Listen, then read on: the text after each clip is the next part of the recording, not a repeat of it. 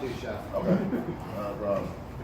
Now, cutting the animal up whole while it's cooked is a lot easier than cutting up raw animals.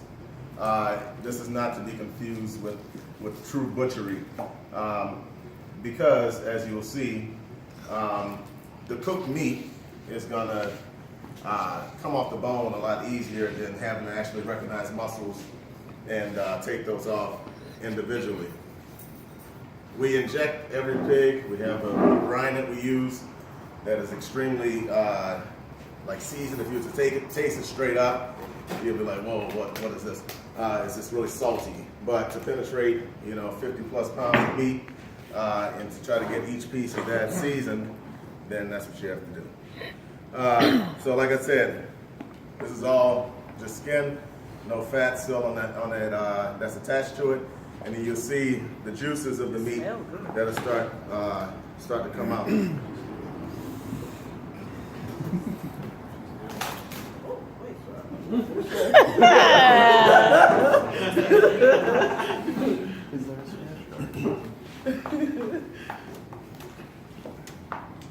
Chef, is there anything that you could possibly use with that skin? Do you just throw it away? Dog treats. You Roll it up, dry it out. Animals love them. My dog loves them. With that, and then you can do the same thing, because it still does have some good flavor. If you roll this up, you tie it, you can throw it back on the smoker in the oven, and then you can throw it in a pot of beans, you can throw it in a soup. There's too much sauce. So, you see that's one side of the You see, you're utilizing the animal twice, guys. Instead of buying like hots or turkey wings or whatever, you can just save those in your freezer. Exactly. Put them in your beans, and then it's free. It's free seasoning. We've already paid for it. Exactly.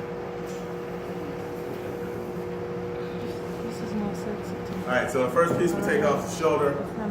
There's a blade bone on the shoulder that lets you know like exactly where you're supposed to go behind. And it's the same case if you used to take this off of a raw animal. You're gonna follow that same shoulder blade to separate that away from the body. Here you can see that the meat's fully cooked. The spice mixture you see here, that's the brine that we inject in. So we inject every single muscle 3 times with the brine, and that should give you enough flavor to penetrate the whole animal.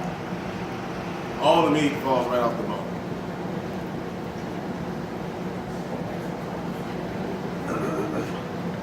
This is all part of the leg, that's the fortune.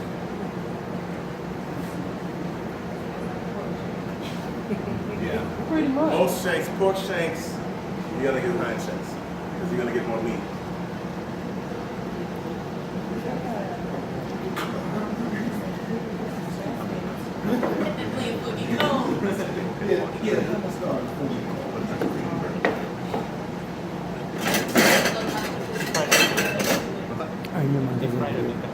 More or less.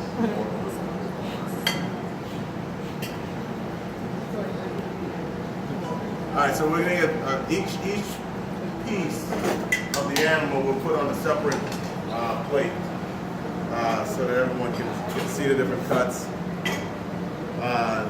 along the top. And this is gonna be the case with pretty much any animal. They're gonna all kind of be built the same way. So we're gonna take the loin, which if you've ever had a pork loin, not tenderloin, had a pork loin before, that's right off the top. Now, what you would buy in the store, what you see bigger enough to get some chops off of, that animal's going to be 200 plus pounds, whereas this is, mid 40s pounds. So this particular loin is going to look more like a tenderloin. But tenderloins are underneath the animal under here. For this animal this size, it's going to be very small.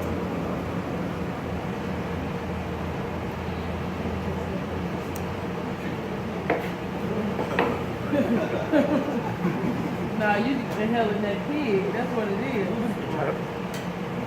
The flavors are combined. From the rooter to the tutor. For real. do anything with the carcass after you're done? No, we normally do not. Only because it's so many of them that we Just do. gonna bend that bit leg back like If that. you Huh? just bend my leg back like that. Exactly. Don't do it to me. Chef, where do your pigs normally come from? It varies. Like, so we get some that's coming from a company, D'Artagnan, which is going to be East Coast pigs, Pennsylvania mainly. There we go. East Coast. And then we also get pigs from Halsted Packing House, which they use a few different farmers. One Just like one skin right off. this pig came from is Michigan. But then right down the Halsted and Hubbard, they slaughter on site 4 days a week. They kill lambs, goats, and pigs there daily. Do people ever just want to sit around and just pick meat up and eat themselves? Well, really, we don't get that very often. I wouldn't mind it.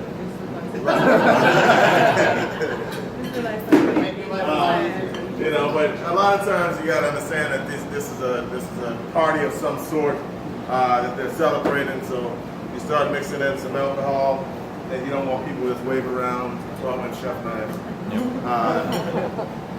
I might not say in business. So the hind leg, this is gonna be the same thing you would do that you would get a ham from. So what you would do for your ham is, obviously you would have to cure it, brine it, either one, and smoke it. That would be this. So we've already done, pretty much one side of the animal already. Smaller pigs, obviously, you're not going to have huge ribs on them, but I'll show you.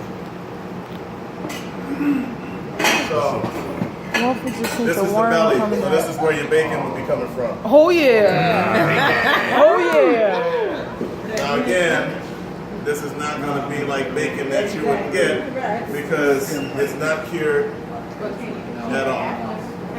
No, you cure before. Anytime you cure meats, that's a pre-process. Am I dreaming?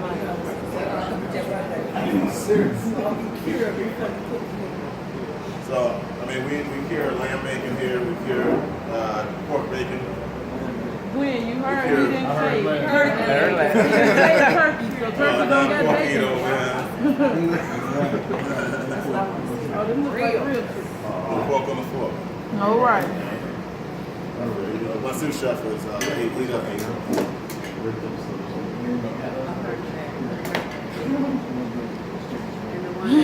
No, I just seen you grab a piece of that pig, Gwen. Buddy, the head just chilling, just sitting there. For me, yeah, that joint, and he got a little teeth. That's piglet right there. Don't say that. That is piglet. Don't say that. Piglet. Go ahead, man. I don't eat babies. No, don't do that. You're gonna do You the better thing. eat all the kids. No, buddy. My cat. You said that's the pig from Charlotte's Well. Wilbur. Ebony. Wilbur. That was his name. That was his name, right? Wilbur, right? If you want to. One minute.